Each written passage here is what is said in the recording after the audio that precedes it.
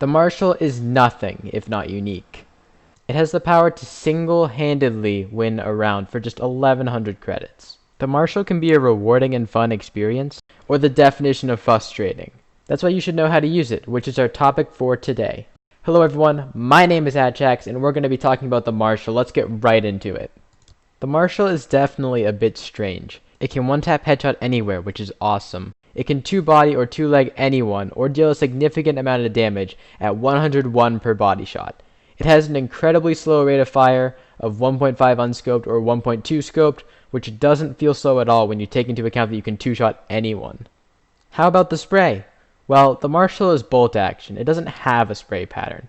Here's something interesting though. Its no-scopes are actually super accurate. Like super accurate. I haven't seen anyone except me using the Marshal unscoped regularly. It's quite good like this though, and I expect more people will no-scope with it as more people figure it out. What can we get from the stats? The Marshal is incredibly powerful, capable of two-shotting anyone at any range or one-tapping if you are accurate enough. However, it offers no margin for error. You have to hit those shots. That's why I think it's essential to be good with the pistol or your sidearm when you're using the Marshal. In addition, you can shoot a little faster if you don't scope in. You can one-tap armorless opponents. However, force buying is very strong in Valorant, and I'm not sure how much this will come into play. I actually have two different contradicting methods as to how to use the Marshal, which are both relatively common approaches. The first approach is to go for distance body shots. These will do solid amounts of damage that will be difficult to overcome, and at the very least make the opponents waste an ability. The first shot can set up an opponent for an easy one-tap later, or create an easy frag for a teammate with an automatic weapon. This style emphasizes shallow peeks, re-peeking, and quickly tagging someone before getting away untouched. That would work in CSGO or Rainbow Six, but this is Valorant. People can heal, and often Sage can heal for them. This playstyle can work and be effective if the other team doesn't have a Sage, and you are fighting agents who can't heal, but there are other issues with this style. 1. You aren't entirely in charge of whether or not you get tagged. 2. Valorant engagements usually occur pretty close up, so I often found myself tagging someone before going down. 3. Re-peeking to hit 2 body shots is both risky and slow. There are a lot of other weapons, even pistols I would do this with and try to finish someone in 2 shots. In addition, most teams can take sights and get past you in the time it takes to get 2 shots in using the Marshal. The second approach, which I'm definitely preferential to, is to go for headshots and ignore everything. The Guardian, the Vandal, and the Op are all better than your gun? Not your problem.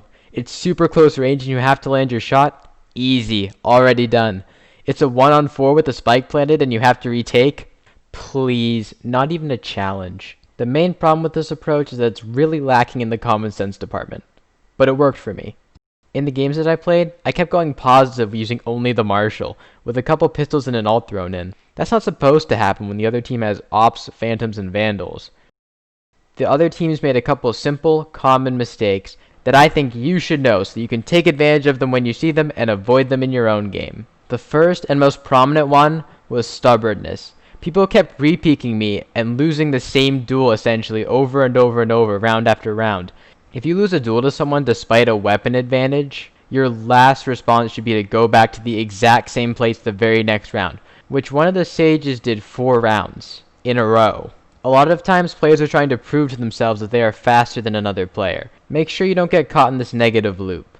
You don't have to prove anything to anyone here, and more often than not you're just going to end up feeding the other player. When you happen to be playing a stubborn player and you happen to be faster than them most of the time, take advantage of this. This is the one situation I would say that you want to peek and angle the same one over and over again, as long as you know when to stop peeking. Something else to look for is a consistent flanker. Flankers tend to walk, and this walking will make lining up a headshot super easy.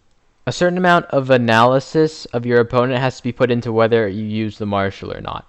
If they're faster than you, if they use Ops more than you, or if they're forcing very close engagement distances, it's time to use a different weapon. On the other hand, if you notice stubbornness, predictability, or a tendency to make your shots easy to hit, it's the Marshal's time to shine. I've said it before and I'll say it again. When it comes to gaming, all the stats and theory and reasoning mean nothing if you just walk in and one-tap everyone despite your theoretical disadvantage. With this style, I got a lot of frags that I fell back from, and then maybe damage one more player for 101 with a handful of double, triple, or quad frags in just 3 games, which is not a bad turnout for a weapon that only cost $1,100. Even with this confident style, you still want to stay close to angles and be able to fall back if you get overwhelmed. The main mistake I see is people who use the Marshal like an op. The Marshal is not an op. It doesn't have that one-tap body shot potential.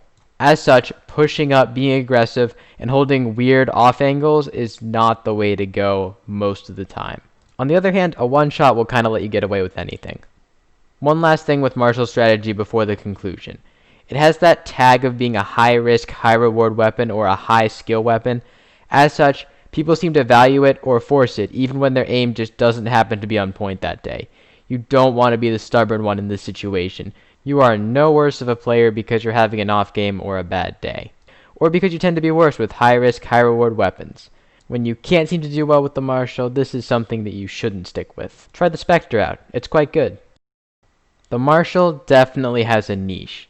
It takes the place of the Sheriff, but slower and intended for long range. This slower fire rate forces you to hit a higher percentage of shots, but it does have the scope to help you out. I would not confine myself to that niche if I were you. The body shot approach I talked about first simply doesn't make sense, because a lot of weapons could do even better than the Marshal and actually finish opponents in less time with less risk, although from a closer range. The headshot approach is fun, rewarding, and can be very effective while embracing the natural strengths of the Marshal. It can allow you to win rounds that you really shouldn't have had a chance in. If you want to use the Marshal, make sure to drop teammates. I had so much money left over, I was dropping ops and rifles all the time. The primary strength is the potential it has to shut down players with 4,000 to 600 credit loadouts in one shot while only costing 1,100 credits itself. The cost of the Marshal is the least risky thing about it. Well, good luck with your one-taps everyone, you just might need it. I really enjoyed learning how to use the Marshal, because I thought it was absolute garbage at first, but I ended up having a blast. I hope you found some value out of this video. Have a good day everyone, and I'll see you next time.